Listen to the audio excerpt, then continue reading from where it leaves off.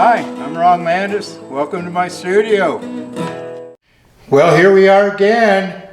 We got a news brief, got a lot of stuff happening in Landis Studios today, and I'm really excited to say that we've got our new thumb pick almost into production. This is the master hub for it, and we have a working die. It's in the furnace as I speak, being heated up, and we're going to quench that later and get it ready to actually strike picks.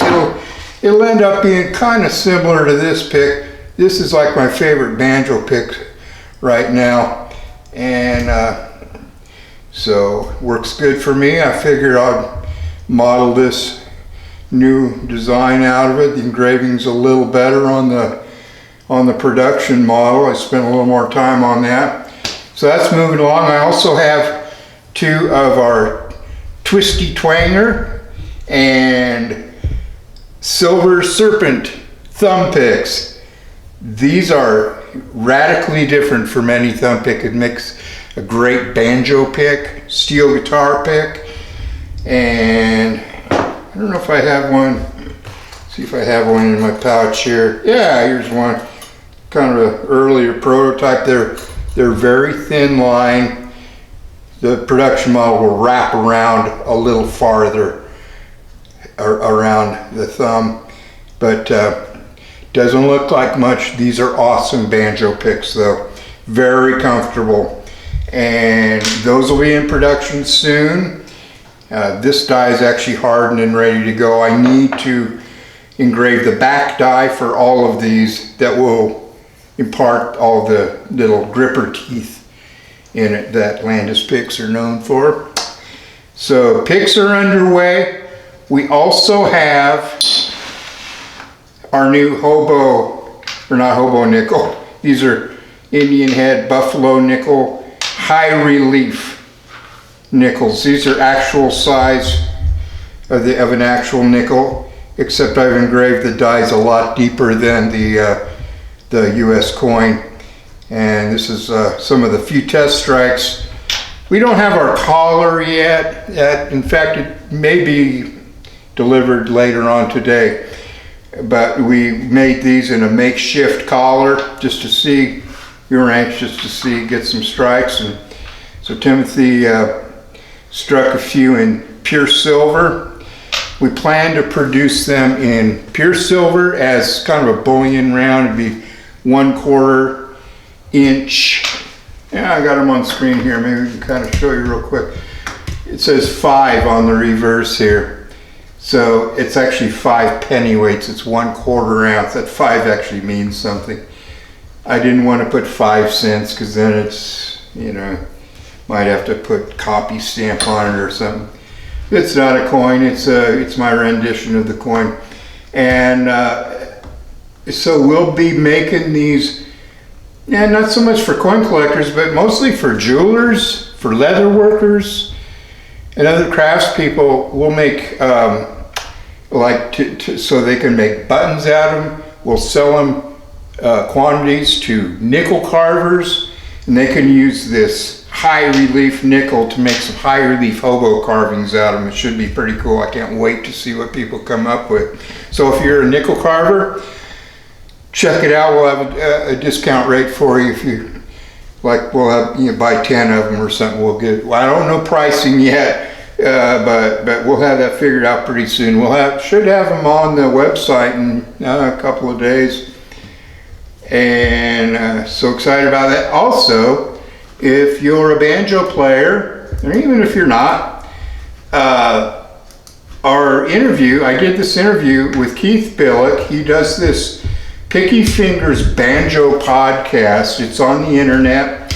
You can find it on YouTube or just Google Picky Fingers Banjo podcast.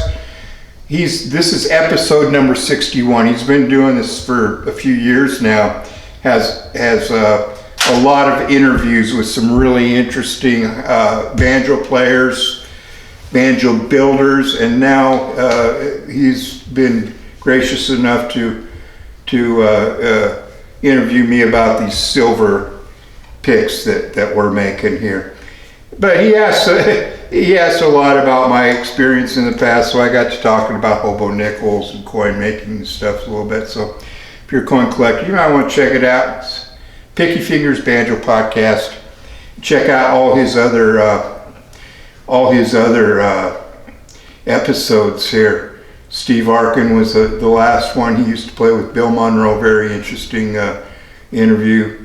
Earl Scruggs birthday tribute. He's got a lot of different people talking about Earl. So it's really worthwhile if you're into banjo. You're a banjo nerd like me. You gotta check out Keith's Banjo Podcast. It's pretty cool. And I wanted to show this nickel. This is an actual Jefferson nickel that Timothy overstruck with these new dies. And I thought it was so cool because it left this undertype where it didn't quite get pushed in the die. So it created a really cool error. It's not an error, it's just an overstrike, but you see the way that the way the undertype shows up, you can see the face of Jefferson here. I thought it was really cool. We will be offering these overstruck in nickel. So nickel carvers can purchase these in lieu of, worn out 1938 nickels and get these high relief, fully struck. Well, not quite fully struck. But the idea is, I thought that it would be cool to carve these because it is real nickel. It'll carve the same way as nickel, but there'll be a bit of the undertype, so you can still say it is a real U.S. nickel. And I figured for the side that they're carving, they can just carve away the undertype. You see here, they'll probably just be carved away in the process anyway. And so you can create your own high relief hobo nickels now, and we'll give you a special deal. I don't know yet, but they're going to be very modestly priced.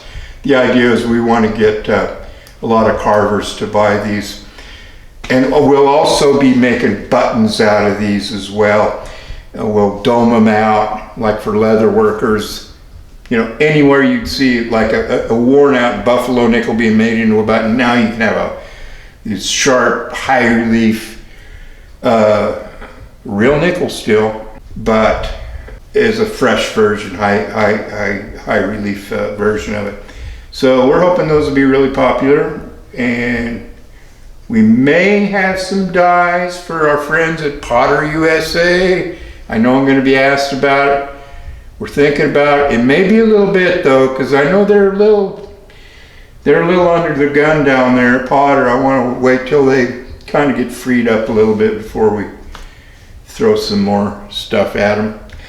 But this may be available as a mild steel die for our friends at Potter USA. Other than that, I think I've just about covered it all. So if you got any questions, give us a call at Landis Studios. In the meantime, make sure you subscribe to our YouTube channel and like us on Facebook or Instagram.